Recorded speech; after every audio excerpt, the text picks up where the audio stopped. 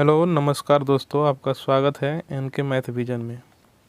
आज के वीडियो में मैं आपको बिहार एसएससी सीजीएल का मैथ का प्रैक्टिस सेट कराने वाला हूं, जो रुक्मिणी प्रकाशन के प्लेटफॉर्म बुक से होगा, जिसका हम प्रैक्टिस सेट 1 करने वाले हैं। जो दोस्त एसएससी जीडी एग्ज़ाम के लिए तैयारी कर रहे हैं तो यह वीडियो उन लोगों के लिए भी बहुत ही महत्वपूर्ण है। मैं इस वीडियो में आपको बेस्ट कॉन्सेप्ट और ट्रिक्स के साथ मैथ बताने वाला हूं। तो दोस्त वीडियो को लास्ट तक देखें और क्वेश्चन को अच्छे से समझें, जिससे आपको एग्ज़ाम में मैथ को समझने में कोई परेशानी ना हो। तो चलिए चलते हैं फर्स्ट क्वेश्चन पर। फर्स्ट क्वेश्चन कह रहा है, किसी समबाहुभुज में जिसके आंतरिक कोणों का योग और बाह्य कोणों का योग का अनुपात 5:1 हो, तो समबाहुभुज में कुल कितनी भुजाएं होंगी। कह रहा है आंतरिक कोणों का योग, आंतरिक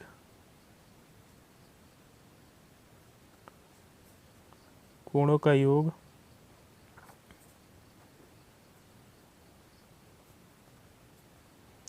अनुपात बाह्य कोणों का योग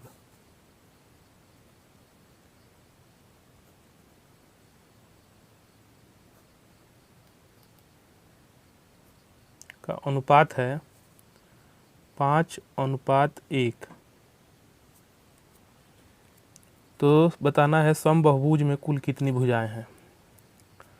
तो आंतरिक कोणों का योग और बाह्य कोणों का योग का अनुपात 5:1 है। इसमें बाह्य कोणों का योग 1 यूनिट दिया है, तो इसको हम 2 यूनिट बनाने के लिए 2 से गुना करेंगे। इसको हमेशा 2 यूनिट बनाना पड़ेगा। जब इधर 2 से गुना करेंगे तो इधर से भी 2 से गुना करेंगे, तो ये 2 पचे 10 हो जाएगा, 2 ये 2 कम 2 हो जाएगा। और भुजाओं की संख्या हो जाएगी, इन दोनों को जोड़ देंगे तो भुजाओं की संख्या निकल जाएगी। भुजाओं की संख्या बराबर 10 + 2 यानी 12। आपका आंसर हो जाएगा ऑप्शन नंबर सी। इसको दूसरे तरफ से बना सकते हैं, सेकेंड मेथड।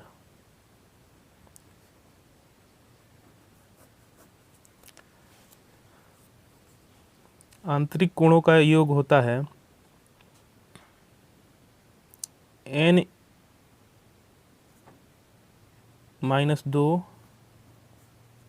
× 180 अनुपात बाह्य कोणों का योग होता है 360 डिग्री।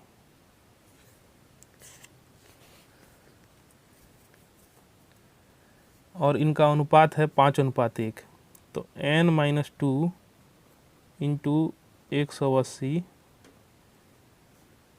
180 बट्टा 360 बराबर 5/1। 18 दूना 36, यानी कि 2 मर्त में ये चला गया। अब हो जाएगा n - 2 बराबर हो जाएगा 2 पचे 10। n बराबर हो जाएगा, ये माइनस में है, इधर इधर प्लस में हो जाएगा, तो 10 + 2 यानी 12। भुजाओं की संख्या निकल गया 12। ये आंतरिक हो गया, ये बाह्य हो गया।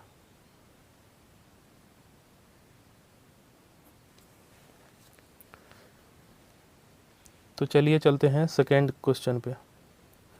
सेकेंड क्वेश्चन कह रहा है, एक दुकानदार प्रत्येक सामान के अंकित मूल्य पर 10% की छूट देता है। तो सबसे पहले अंकित मूल्य लिख लेंगे। अंकित मूल्य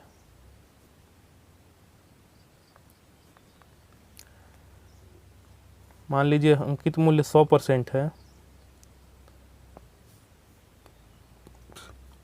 एक दुकानदार प्रत्येक सामान के अंकित मूल्य पर 10% की छूट देता है। जब छूट दे रहा है तो यानी वो बेच रहा है, यानी कि विक्रय मूल्य हो जाएगा 10% की छूट दे रहा है तो विक्रय मूल्य हो जाएगा 90%। और यहाँ दे रहा है 8% लाभ कमाने के लिए प्रत्येक सामान का अंकित मूल्य क्रय मूल्य से कितने प्रतिशत अधिक होगा। ये विक्रय मूल्य निकल गया। अब यहाँ पे लाभ दिया है, लाभ बराबर 8% है, तो यहाँ पे हम क्रय मूल्य निकाल लेंगे। क्रय मूल्य हो जाएगा विक्रय मूल्य गुने 100/100 प्लस लाभ परसेंट, यानी कि विक्रय मूल्य कितना है 90 गुने 100/100, लाभ कितना है 8, यानी कि 100 प्लस लाभ यानी कि 108। 9 दहा के 90, 9 से 12 मर्त में 1 आ गया, 2 पचे 10, 2 छक 12, यानी कि 500/6 हो गया आपका क्रय मूल्य। अब कह रहा है अंकित मूल्य क्रय मूल्य से कितने प्रतिशत अधिक है। तो अंकित मूल्य कितना है, अंकित मूल्य क्रय मूल्य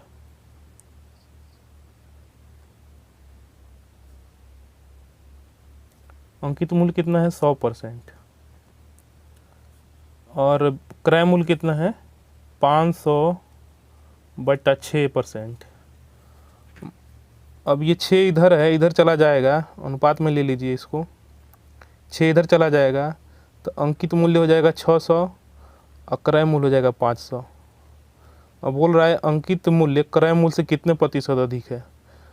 तो क्रय मूल्य से अंकित मूल्य कितना ज़्यादा है, 100 ज़्यादा है,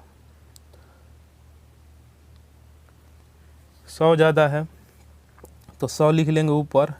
तो किससे पूछ रहा है, क्रय मूल्य से पूछ रहा है, तो क्रय मूल्य नीचे लिख लेंगे गुने 100।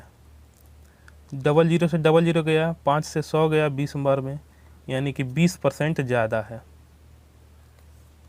आपका ऑप्शन आंसर हो जाएगा ऑप्शन नंबर बी।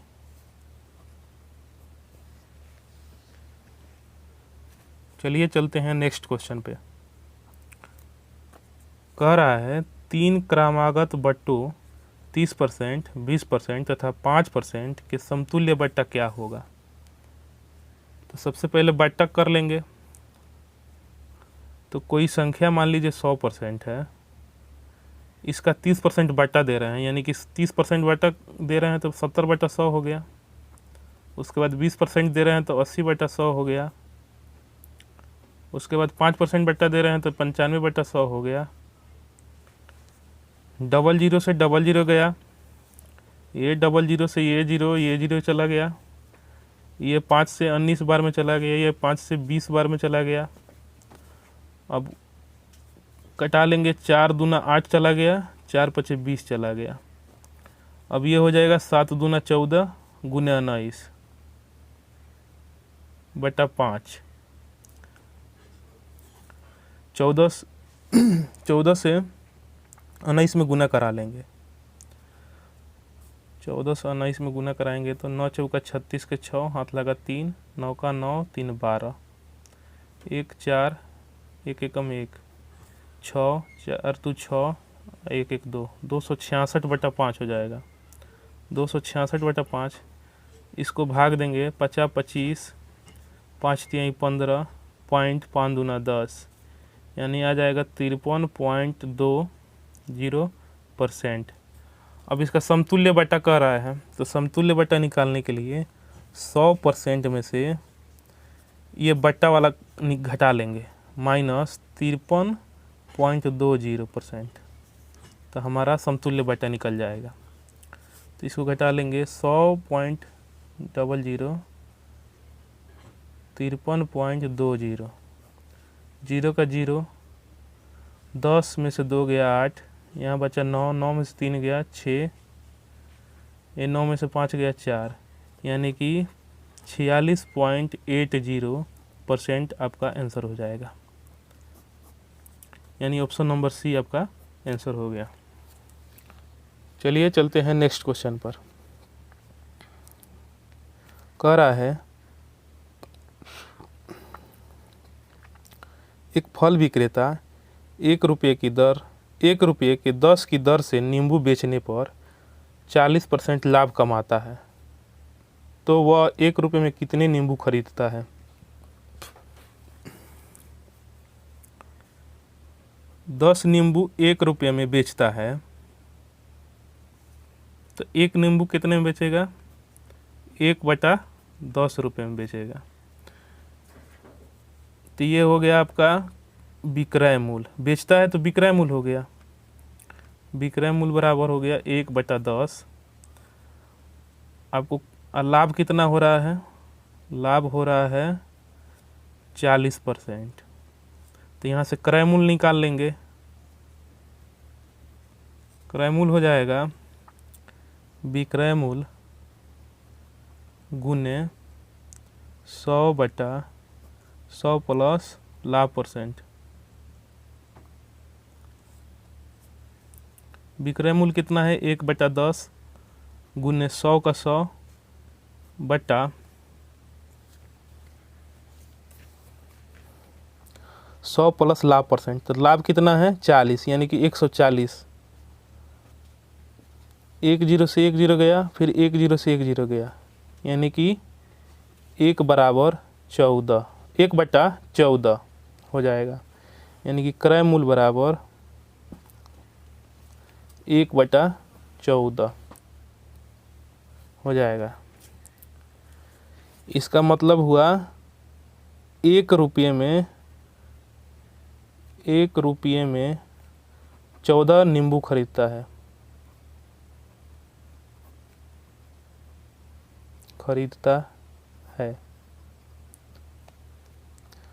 आपका ऑप्शन हो जाएगा ए, आंसर हो जाएगा 14। चलिए चलते हैं नेक्स्ट क्वेश्चन पे। कह रहा है 4 के पावर 61, 4 के पावर 62 प्लस 4 के पावर 63 प्लस 4 के पावर 64 निम्नलिखित में से किस अभाज्य संख्या से विभक्त होगी? ये ऑप्शन 3 है, 11 है, 13 है, 17 है। इसमें से किस संख्या से विभाजित होगी? तो सबसे पहले क्वेश्चन लिख लेंगे। क्वेश्चन कह रहा है 4 के पावर 61 प्लस 4 के पावर 62 प्लस 4 के पावर 63 प्लस 4 के पावर 64। इसमें से कॉमन कर लेंगे 4 के पावर 61, तो यहाँ बच जाएगा 1 प्लस यहाँ बच जाएगा 4 के पावर 2, यहाँ पे बच जाएगा, यहाँ पे 4 के पावर 1 बचेगा, प्लस यहाँ 4 के पावर 2 बचेगा, यहाँ पे 4 के पावर 3 बचेगा।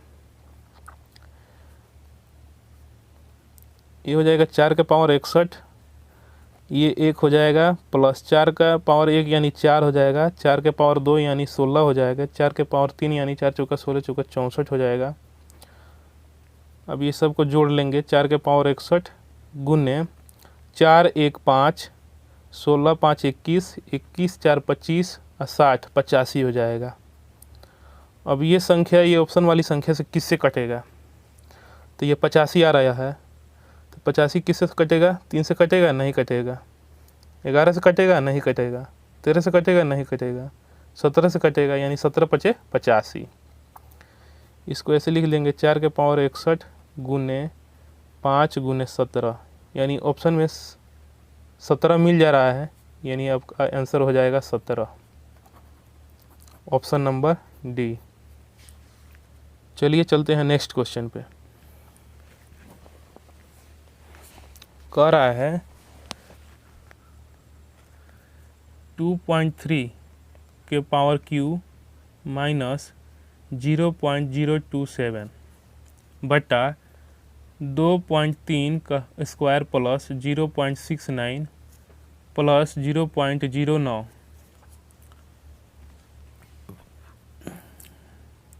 लिख लेंगे। 2.3 के क्यू माइनस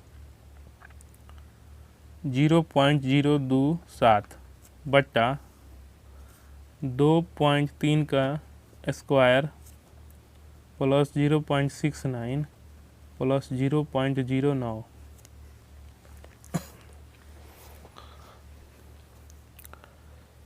दो 2.3 का क्यू माइनस ये है 0.3 का क्यू, बट्टा 2.3 के स्क्वायर प्लस 0 पॉइंट ये हो जाएगा 69 प्लस 0.09।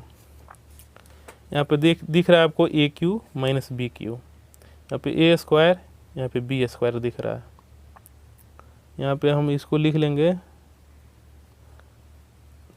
2.3 का क्यू माइनस 0.3 का क्यू बट्टा 2.3 के स्क्वायर प्लस 2.3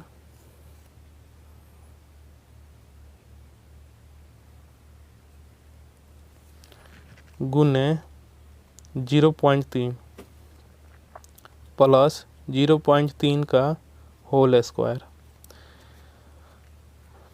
फार्मूला होता है A cube minus B cube बराबर A minus B into A square plus A B plus B square. तो मान लीजिए ए बराबर हो गया 2.3, बी बराबर हो जाएगा 0.3। उस हिसाब से ये ए क्यू हो गया माइनस ये बी क्यू हो गया बटा ये ए स्क्वायर हो गया प्लस ये ए और बी हो गया प्लस ये बी स्क्वायर हो गया। A cube minus B cube का फॉर्मूला हो गया A minus B into A square plus A B plus B square बट्टा नीचे हो जाएगा A square plus A B plus B square. ये A square plus A B plus B square से ये ऊपर वाला A square plus A B plus B square cut जाएगा तो बचेगा ए माइनस बी। तो आपका आंसर हो जाएगा ए का मान रख लेंगे इसमें 2.3 माइनस बी का मान हो जाएगा 0.3। ये आपका आंसर हो जाएगा 2.0। आंसर हो जाएगा ऑप्शन नंबर डी। जब ऐसा दिखे क्वेश्चन में तो सबसे पहले ऊपर ही डायरेक्ट हम ए माइनस बी कर लेंगे। जब ऊपर ए क्यू माइनस बी क्यू दिखे तो डायरेक्ट इसका आंसर हम यहाँ पे लिख देंगे 2.3 माइनस 0.3 यानी कि 2.0 आंसर। इसको डायरेक्ट ऐसा दिखेगा तो अब इसे बना लेंगे। तो चलिए चलते हैं नेक्स्ट क्वेश्चन पे। कह रहा है एक व्यक्ति को कुल धन का 3/8 भाग मिला तथा उसके मित्र को शेष धन का 3/8 भाग मिला। यदि दोनों के भागों का अंतर 36 रुपया हो तो कुल धन कितना था।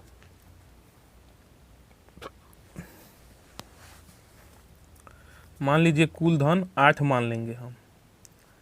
8 में से उस व्यक्ति को 3 मिला तो शेष कितना बचा, 5 बचा। अब इस 5 का 3/8 भाग उसके मित्र को मिला, इसको मिला 8 भाग मिला। ये व्यक्ति हो गया, ये मित्र हो गया। व्यक्ति को कुल धन का 3/8 भाग मिला यानी कि 3 मिल गया। कुल भाग 8 था उसमें से 3 मिल गया, शेष 5 बचा और शेष का 3/8 उसके मित्र को मिला यानी ये हो गया 15/8। अब कह रहा है यदि दोनों के भागों का अंतर 36 रुपया हो तो कुल धन क्या होगा। तो यानी 3 माइनस इसका भाग कितना आया 15/8 बराबर 36 के है। तो 8 3 24 माइनस 15/8 हो जाएगा बराबर 36। 24 में से 15 गया तो 9 बचा, 9/8 बराबर 36। तो 9 चौका 36 हो गया यानी कि 1 बराबर 1/8 यहाँ बचा यानी कि 1 बराबर ये 8 उधर चला जाएगा तो 8 में 4 से गुना हो जाएगा यानी 8 चौका 32 हो जाएगा। जब 1 बराबर 32 हो रहा है तो कुल धन कितना था 8। तो 8 बराबर क्या हो जाएगा, 1 बराबर 32 तो 8 बराबर, तो 8 गुने 32 हो जाएगा 8 दूना 16 के 6, हाथ लगा 1, 8 तरीका 24, 1 25, यानी कि 256 रुपया हो जाएगा कुल धन। आपका आंसर ऑप्शन नंबर सी। चलिए चलते हैं नेक्स्ट क्वेश्चन पर। नेक्स्ट क्वेश्चन कह रहा है वह मूलधन क्या है जिसका दूसरे वर्ष का चक्रवृद्धि ब्याज 10% वार्षिक दर से 132 रुपया है। रेट कितना दिया गया है, दर यानी कि 10%, इसको फ्रैक्शन में यानी भिन्न में चेंज कर लेंगे, यानी कि 10/100, तो आ जाएगा 1/10। समय कितने वर्ष के लिए है, यहाँ 2 वर्ष के लिए बोल रहा है, तो हम इसका स्क्वायर कर लेंगे, इसका स्क्वायर कर लेंगे 10 का स्क्वायर, तो 100 हो जाएगा। इसको हम मूलधन मान के चलेंगे, यानी मूलधन 100 रुपया है, तो 2 वर्ष के लिए 2 खंड बना लेंगे, 2 खंड हो गया। ये फर्स्ट वर्ष के लिए हो गया, ये सेकेंड वर्ष के लिए हो गया। अब मूलधन 100 रुपया हो गया, तो इसका 1%, 1/10 निकालना है, तो 1/10 निकालेंगे तो आ जाएगा 10। पहले मूलधन पर ब्याज हो गया, अब दूसरे वर्ष का ब्याज निकालना है, तो दूसरे वर्ष का ब्याज के लिए मूलधन पर तो 1/10 लगेगा ही 10, अब ब्याज पर भी 1/10 लगेगा, तो इसका 1/10 हो जाएगा 1। अब यहाँ बोल रहा है दूसरे वर्ष का चक्रवृद्धि ब्याज 132 रुपया है, तो दूसरे वर्ष का यहाँ पे ब्याज कितना आया, 10 1 11। दूसरे वर्ष का ब्याज आया 11, ये 11 किसके बराबर है, 132 के, तो 11 बराबर 132, तो 1 बराबर कितना हो जाएगा, 11 कम 11, 11 दूना 22, 1 हो जाएगा, 1 बराबर 12 के, 1 बराबर 12 हो गया। तो यहाँ धन कितना माना गया था, मूलधन 100, तो 1 बराबर 12, तो 100 बराबर 12 गुने 100, यानी कि 1200 आपका आंसर हो जाएगा मूलधन।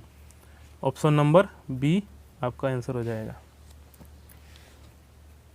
चलिए चलते हैं नेक्स्ट क्वेश्चन पे। कह रहा है 0.147 प्लस 0.089 का होल स्क्वायर माइनस 0.147 माइनस 0.089 का होल स्क्वायर बटा 0.147 गुने 0.0889। इसको बनाने से पहले सबसे पहले हम एक फॉर्मूला याद करेंगे, होता है a प्लस बी का whole square plus a minus b का होल स्क्वायर, होता है 2 इंटू ए स्क्वायर प्लस बी स्क्वायर। और दूसरा फार्मूला होता है a प्लस बी का whole square minus a minus b का होल स्क्वायर बराबर होता है 4ab। तो इसमें दिया गया है, यहाँ पे मान लीजिए a बराबर हो जाएगा 0.147 और b बराबर हो जाएगा 0.089। a बराबर इतना, b बराबर इतना, तो इसके जगह पे a रख लेंगे, इसके जगह पे b रख लेंगे। तो पहले क्या दिया है, a प्लस बी का होल स्क्वायर हो जाएगा माइनस, अब a माइनस बी का होल स्क्वायर हो जाएगा बटा नीचे a गुने b दिया है तो a गुने b हो जाएगा। इसका फॉर्मूला दिया है 4ab, a प्लस बी का whole square minus a minus b का होल स्क्वायर कितना है 4ab, 4ab लिख लेंगे बटा नीचे कितना है ab। अब ab से ab चला गया, डायरेक्ट ab कट गया, तो बचा कितना 4। आपका आंसर हो जाएगा 4, ऑप्शन नंबर डी। चलिए चलते हैं नेक्स्ट क्वेश्चन पर। ए और बी एक कार्य को क्रमशः 45 दिन तथा 40 दिन में पूरा कर सकते हैं। वे दोनों मिलकर कार्य प्रारंभ करते हैं तथा कुछ दिन बाद एक कार्य छोड़ देता है, तब शेष कार्य को बी 23 दिन में पूरा कर लेता है तो ए ने कितने दिन बाद काम छोड़ा? ए 45 दिन में, बी 40 दिन में। ए 45 दिन में काम पूरा करता है, बी 40 दिन में। सबसे पहले इसका एलसीएम निकालेंगे। 40 45 का एलसीएम निकालेंगे, यहाँ आ जाएगा 5 8 40, 5 9 45, 5 8 40 9 360। ये एलसीएम निकल के आया, यही हमारा टोटल वर्क हो जाएगा। अब ए की क्षमता निकालेंगे, यानी कि ए एक दिन में कितना काम करता है। तो 45 से 360 में भाग देंगे तो आपका आएगा 8 बार में जाएगा, 8 बार में, यानी ए एक दिन में 8 काम करता है। अब बी की क्षमता निकालेंगे, 40 से 360 में भाग देंगे तो 9 बार में जाएगा, यानी कि बी एक दिन में 9 काम करता है। तो दोनों मिलकर एक दिन में कितना काम करेंगे? तो दोनों मिलकर एक दिन में 8 + 9 यानी 17 काम करेंगे। ए प्लस बी मिलकर एक दिन में 17 काम करेंगे। अब कह रहा है वे दोनों मिलकर कार्य प्रारंभ करते हैं तथा कुछ दिन बाद ए कार्य छोड़ देता है। अब ए और बी कितने दिन तक काम किए ये तो मालूम नहीं है, लेकिन कुछ दिन के बाद बी काम करना स्टार्ट करता है तो शेष काम को 23 दिन में पूरा करता है। तो सबसे पहले हम बी का निकाल लेंगे, बी 23 दिन में कितना काम किया। बी एक दिन में 9 काम करता है, बी एक दिन में 9 काम करता है तो 23 दिन में 23 गुने 9 काम करेगा। 23 गुने 9 तो 9 तरीका 27 के साथ हाथ लगा 2, 9 दूना 18, 2 20, यानी कि 207 काम कर दिया बी। 360 काम था, 360 काम था टोटल, 207 काम कर दिया वो। तो शेष काम कितना बचा? तो 360 में से 207 घटा लेंगे तो 10 में से 7 गया 3, 5 बचा, 5 का 5, 3 में से 2 गया 1, यानी कि शेष काम 153 बचा। 153 काम को ही न ए और बी मिलकर किए थे कुछ दिनों तक। तो अब ए और बी एक दिन में 17 काम करते हैं तो 153 काम को कितने दिन में कर लेंगे? तो 17 से भाग कर देंगे तो 17 9 5300, यानी कि ए और बी 9 दिनों तक काम किए थे, यानी कि 9 आंसर हो जाएगा आपका। तो बोल रहा है ए ने कितने दिन बाद काम छोड़ा, तो यानी 9 दिन काम तक किया और छोड़ दिया। आपका ऑप्शन नंबर सी हो जाएगा। चलिए चलते हैं नेक्स्ट क्वेश्चन पे। कह रहा है 9 आमों में से 120 ग्राम भार वाले एक आम के स्थान पर दूसरा अधिक भारी आम ले लेने से इनके औसत भार में 20 ग्राम की वृद्धि हो जाती है, तो बदले गए आम का भार क्या होगा? 9 आम है, उसमें से 120 ग्राम भार वाले एक आम के स्थान पर 120 ग्राम का एक आम है, उसको हटाया गया, उसके जगह पर दूसरा एक आम लाया गया जो एक उससे भारी है, तो इनके औसत भार में 20 ग्राम की वृद्धि हो जाती है। यानी कि 9 आम है, ये 9 आम में 20 ग्राम बढ़ जाता है। यानी कि 20 ग्राम बढ़ने का मतलब हुआ कि 9 से 20 में गुना करेंगे तो कितना बढ़ गया? 180 ग्राम। 9 दूना 18, यानी कि 180 ग्राम आम पहले से भारी हो गया। यानी पहले से 120 था, अब उसमें 180 बढ़ गया, तो टोटल वो आम का भार कितना हो जाएगा? 180 + 120 कर देंगे, 120। 180 ग्राम + 120 यानी कि 300 ग्राम आपका आंसर हो जाएगा। नए आम का भार हो जाएगा, यानी बदले गए आम का भार हो गया 300 ग्राम। आपका ऑप्शन नंबर डी हो जाएगा। चलिए चलते हैं नेक्स्ट क्वेश्चन पर। बोल रहा है 4 - 5 बटा 1 + 1 बटा 3 + 1 बटा 2 + 1 बटा 4। ऐसे क्वेश्चन को बनाने के लिए सबसे पहले हम देखते हैं ये एक इधर वाला एक कहाँ तक है। इधर वाला एक यहाँ तक है, तो यहाँ तक का हम पहले बनाएंगे। सबसे पहले तो इसको हम लिखेंगे 1 और 4, पहले 1 और 4 लिख लेंगे। उसके बाद ये 2 3 1 लिखेंगे, इधर ऊपर लिखेंगे 2 3 1। यहाँ तक का हम अभी मान निकाल रहे हैं, यहाँ तक का। तो सबसे पहले लिखेंगे इसको कैसे हम हल करेंगे, 4 से इसमें 2 में गुना कराएंगे, 4 दूना 8 और ये 1 जोड़ देंगे यानी कि 9 हो जाएगा। अब इस 9 से इस 3 में गुना कराएंगे और ये 4 जोड़ देंगे तो 9 त्रिका 27, 4 31 हो जाएगा। अब ये 31 को इसमें गुना कराएंगे और ये 9 जोड़ देंगे तो 31 से कम 31 और 9 40 हो जाएगा। अब यहाँ पर आंसर ये इतना का मान निकल के आ जाएगा 40/31, इतना का मान निकल के आया।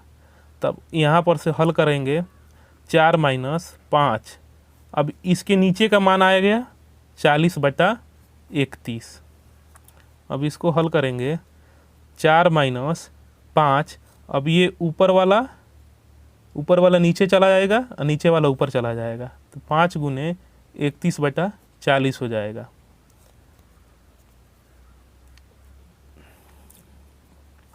चार माइनस 5 एकम 5 हो जाएगा, 5 3 15, 155/40 हो जाएगा। अब इसको हल करेंगे आगे, 4 चौका 16 यानी 160 - 155/40 हो जाएगा। 160 में से 155 गया तो 5/40 हो जाएगा। 5 से 40 जाएगा 8 बार में यानी कि 1/8 आपका आंसर हो जाएगा, ऑप्शन नंबर ए। चलिए चलते हैं नेक्स्ट क्वेश्चन पर। कह रहा है 40 आदमी एक काम को 15 दिनों में कर सकते हैं, 30 औरत उसी काम को 40 दिन में कर सकते हैं, तो 50 आदमी एवं 50 औरत उसी काम को कर सकते हैं कितने दिन में। इसको बनाने के लिए हमको ये formula M1 D1 MD1 H1 बराबर M2 × D2 × H2 करना पड़ता है। इस फार्मूले पर बनाना पड़ता है। M यानी मैन आदमी, D मतलब डे यानी दिन, H मतलब हावर्स माने घंटे, इसका मतलब भी वही हुआ। तो M कितने आदमी हैं, 40 आदमी, तो हम लिख लेंगे 40 मैन एक काम को 15 दिनों में, कितने दिनों में, 15 दिनों में। घंटा नहीं दिया तो घंटा नहीं लिखेंगे। अब यहाँ पे 30 औरत दिया है तो 30 औरत को ओमन लिख लेंगे, गुने कितने दिन में, 40 दिन में। घंटा नहीं दिया तो नहीं लिखेंगे। अब इसको हल कर लेंगे, 40 से 40 कट गया, 15 दूना 30 हो गया। M बराबर 2W हो गया, तो M/W बराबर हो जाएगा 2/1 यानी कि मैन और ओमैन का अनुपात आया 2:1। अब इसमें से कोई एक ले लेंगे, ये ले लेंगे या ये ले लेंगे। इसमें से कोई एक मान, किसी में एक मान पुट करके रखेंगे। मान लीजिए ये ले लेते हैं 40 M × 15। अब इसी से अब इसका मान निकालेंगे, 50 आदमी और 50 औरत का, तो 50 मैन प्लस 50 ओमैन उसी काम को कितने दिन में करेंगे, यानी x दिन में करेंगे। तो m का मान कितना आया है, 2, यहाँ पुट कर लेंगे तो 40 × 2 × 15, यहाँ m का मान कितना आया है, 2, यानी 50 दूना 100, प्लस w का मान कितना है, 1, यानी 50 × 1 यानी 50 × x। 40 × 2 × 15 बराबर ये 100 प्लस 50 कितना हो जाएगा, 150 × x। ये 15 से 150 चला जाएगा 10 बार में, ये 0 से ये 0 चला जाएगा तो ये आ जाएगा 8, 4 दूना 8 यानी कि x बराबर 8।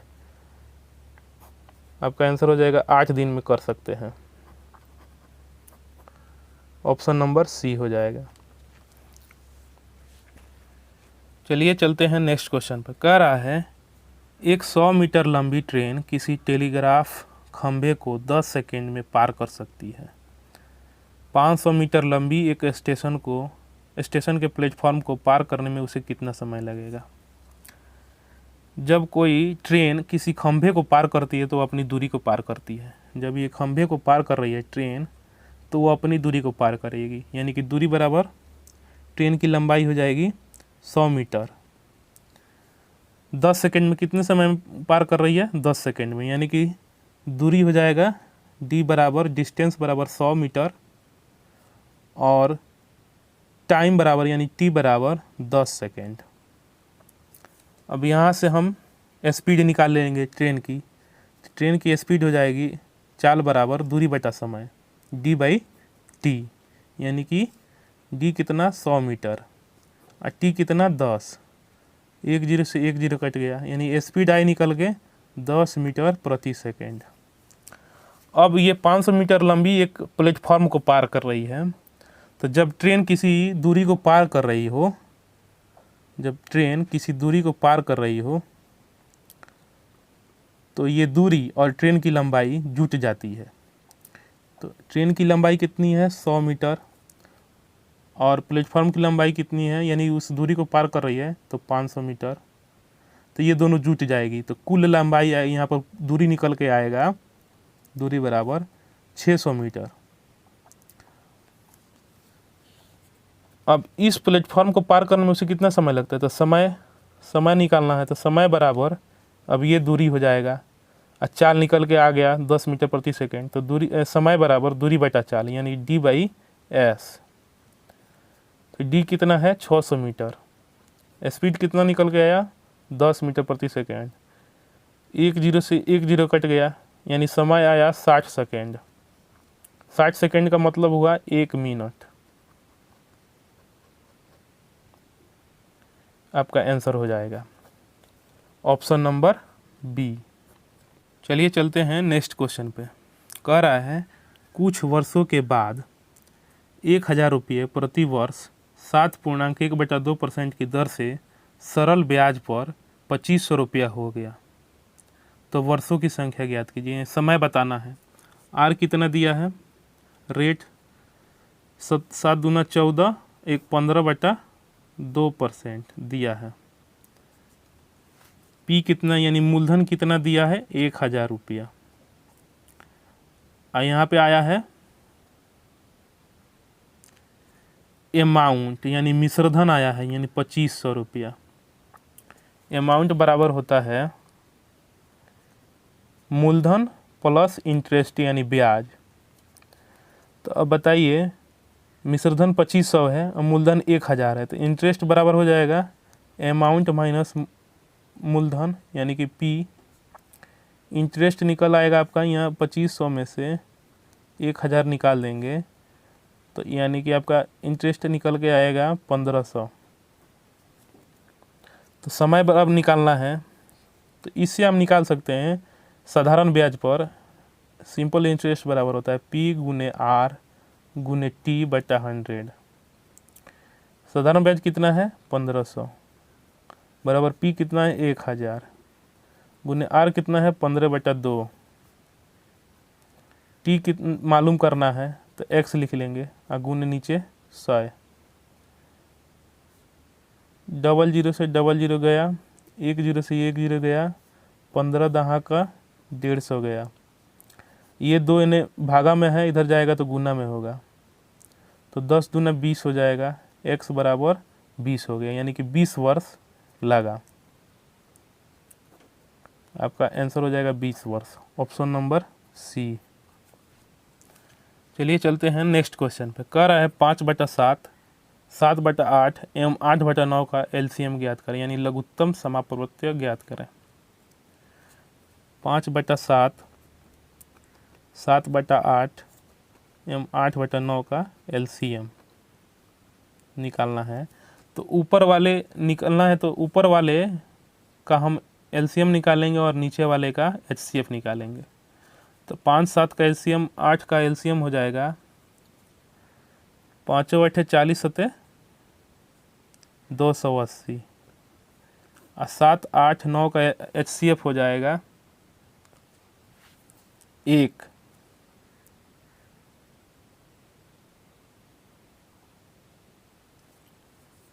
7 8 9 का एचसीएफ हो जाएगा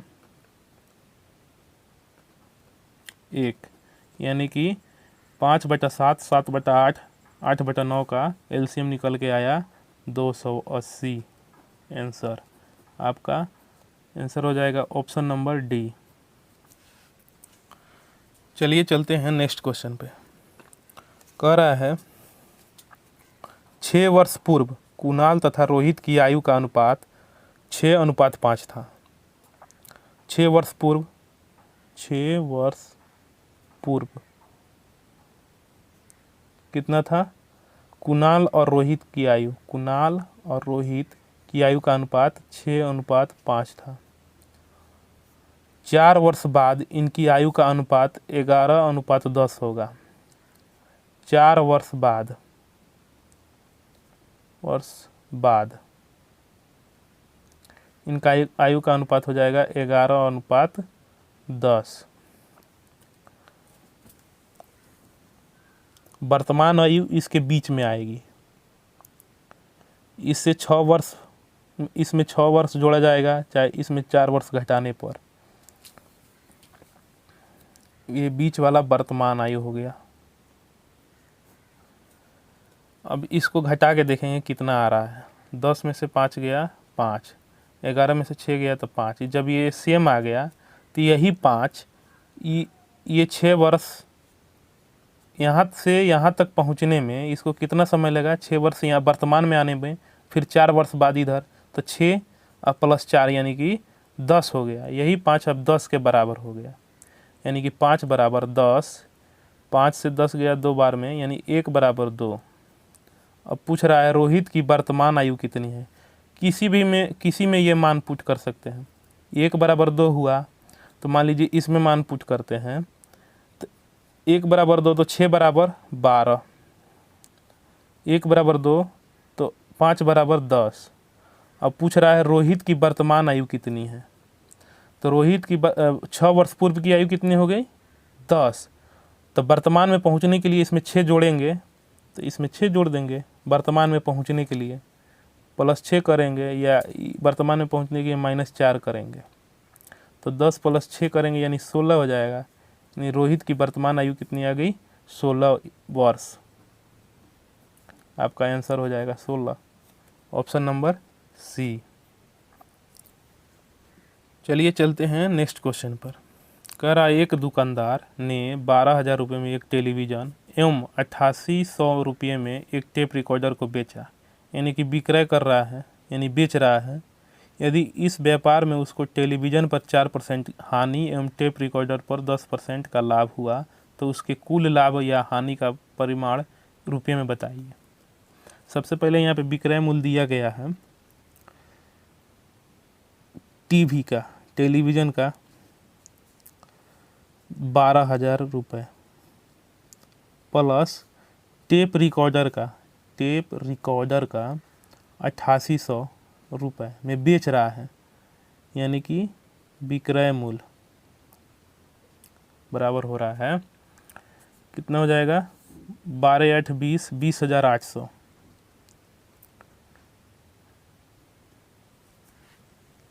20,800 हो गया।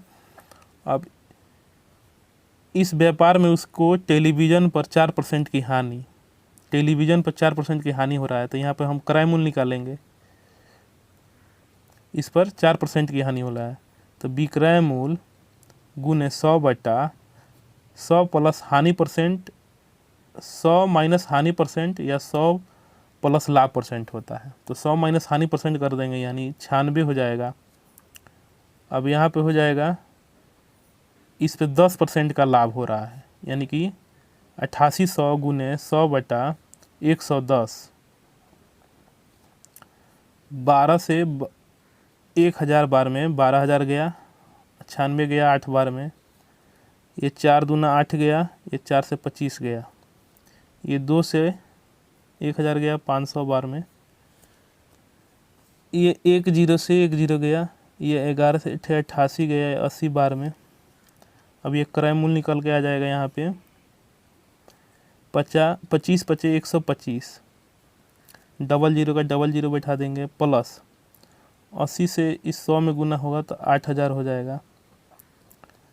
ये निकल के आया टोटल क्रय मूल्य 12 8 20, यानी कि 20,500। अब देखिए क्रय मूल्य 20,500 है, विक्रय मूल्य कितना है 20,800। तो विक्रय मूल्य में से क्रय मूल्य घटा लेंगे तो हमारा लाभ निकल के आएगा। तो लाभ बराबर 0 का 0,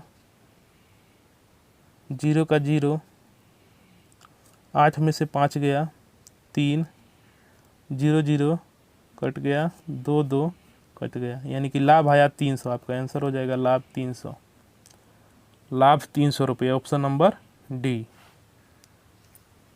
चलिए चलते हैं नेक्स्ट क्वेश्चन पर। कह रहा है एक दुकानदार छपे मूल्य पर 8% बट्टा देकर पुस्तक बेचता है और 15% मुनाफा कमाता है, तो पुस्तक के क्रय मूल्य तथा छपे मूल्य में क्या अनुपात है? दुकानदार छपे मूल्य पर यानी कि अंकित मूल्य पर, छपे मूल्य मतलब यानी अंकित मूल्य, अंकित मूल्य मान लेंगे 100%। अब बेच रहा है 8% बट्टा देकर, अब इसको बेच रहा है 8% बट्टा देकर, तो वो विक्रय मूल्य हो जाएगा। जब बेच रहा है तो विक्रय मूल्य, विक्रय मूल्य इस पर बट्टा दे रहा है तो यानी 92% हो गया। अब लाभ उसको कितना हो रहा है? लाभ हो रहा है 15%। तो यहाँ से हम क्रय मूल्य निकाल लेंगे। क्रय मूल्य बराबर होता है विक्रय मूल्य गुने 100 बटा 100 प्लस लाभ परसेंट यानी कि 15%, यानी 92 गुने 100 बटा 115। 5 से कट गया 20 बार में, ये 23 बार में चला गया। ये 23 से 92 चला जाएगा 4 बार में, 23 चौका 92, ये आ जाएगा 80। क्रय मूल्य 80 आ गया। अब पूछ रहा है पुस्तक के क्रय मूल्य तथा छपे मूल्य में क्या अनुपात है? तो क्रय मूल्य और छपे मूल्य यानी कि अंकित मूल्य में अनुपात, अंकित मूल्य, क्रय मूल्य कितना 80, अनुपात अंकित मूल्य कितना 100, 20 चौका 80, 20 25 100, यानी 4:5 का अनुपात आया। आपका आंसर हो जाएगा 4:5। ऑप्शन हो जाएगा ऑप्शन नंबर ए, 4:5। चलिए चलते हैं नेक्स्ट क्वेश्चन पर। कह रहा है एक बांस के खंभे को 8 फुट लंबाई, 6 फुट चौड़ाई एवं 10 फुट ऊंचाई वाले घर में रखा जाता है। यदि खंभा फर्श का एक कोना एवं छत के विपरीत कोने को छूता है तो खंभे की लंबाई होगी। यानी कि घर क्या है?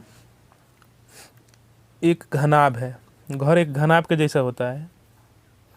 अब घर में एक बांस ऊपर की तरफ छत की तरफ छूता है और एक नीचे ज़मीन की तरफ छूता है, तो ये विकर्ण हो गया घनाभ का विकर्ण। तो घनाभ का विकर्ण हो जाएगा रूट अंडर लंबाई का स्क्वायर प्लस चौड़ाई का स्क्वायर प्लस ऊंचाई का स्क्वायर। तो लंबाई कितना है 8 फुट यानी कि 8 का स्क्वायर, चौड़ाई कितना है 6 फुट यानी 6 का स्क्वायर, ऊंचाई कितना है 10 फुट यानी कि 10 का स्क्वायर। 8 का स्क्वायर 64, 6 का स्क्वायर 36, 10 का स्क्वायर 100।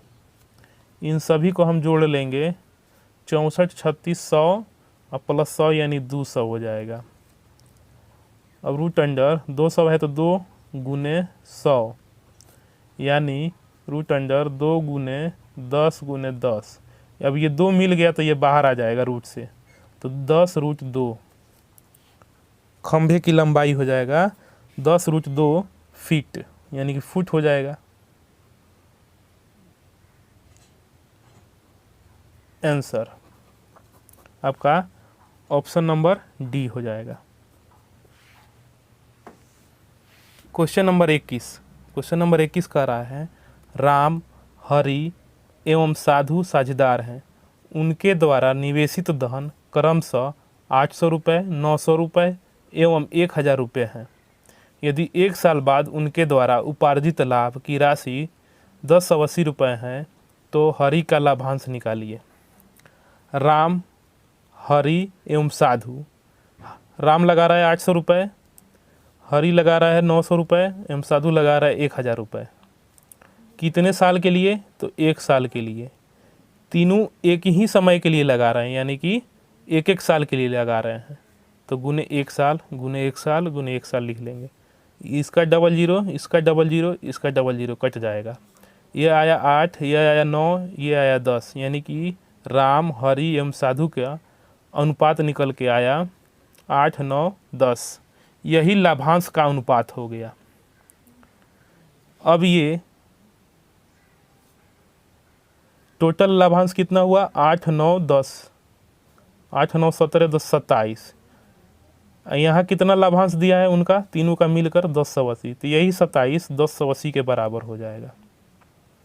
तो 9 त्रिका 27, 9 एकम 9, दूना 18। अब 3 से ये कट जाएगा, 3 चौका 12, यानी कि 1 बराबर 40 आया। तो किसका पूछ रहा है? हरि का लाभांश निकालने के लिए पूछ रहा है। तो हरि का लाभांश कितना है? 9। 1 बराबर यहाँ 40 दिया गया, तो 9 बराबर कितना हो जाएगा? तो 9 गुने 40, 9 चौका 36, 360 आंसर हो जाएगा हरि का लाभांश। आपका आंसर हो जाएगा ऑप्शन नंबर बी।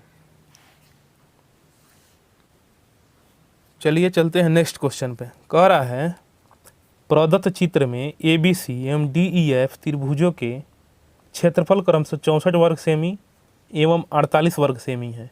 दोनों त्रिभुजों की ऊंचाई h है। यदि BC बराबर 12 cm हो तो EF को निकालिए। इस त्रिभुज में दिया गया है ABC एवं DEF, इसका क्षेत्रफल 64 है और इसका क्षेत्रफल 48 है। इस त्रिभुज का क्षेत्रफल बटा इस त्रिभुज का क्षेत्रफल, त्रिभुज ABC का क्षेत्रफल बटा त्रिभुज DEF का क्षेत्रफल, DEF का क्षेत्रफल बराबर ABC का क्षेत्रफल 64 वर्ग सेंटीमीटर है और DEF का क्षेत्रफल 48 वर्ग सेंटीमीटर है। इसको कटा लेंगे यहीं पे, 16 चौका 64, 16 तियाँ 48। इसका क्षेत्रफल हो जाएगा 1/2 गुने आधार यानी कि BC, 1/2 गुने आधार गुने ऊंचाई होता है। इसका भी 1 हो जाएगा 1/2 गुने आधार यानी कि EF गुने ऊंचाई। ऊंचाई सेम है, दोनों त्रिभुजों की ऊंचाई h है, यानी कि दोनों से की ऊंचाई h है, बराबर 4/3। 1/2 से 1/2 चला गया, h से h चला गया। BC का मान कितना दिया है? 12 सेमी, तो 12/EF बराबर आ गया 4/3। 4 तिहाई 12। अब तिरछा तिरछी गुना करा लेंगे।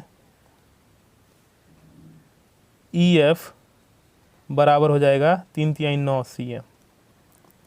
आपका आंसर हो जाएगा 9 cm, option number C. Question number 23 कह रहा है प्रदत्त त्रिभुज में EF समानांतर BC। यदि AE बराबर 3 cm, AB बराबर 7 cm, CF बराबर 6 cm, तो AF बराबर है।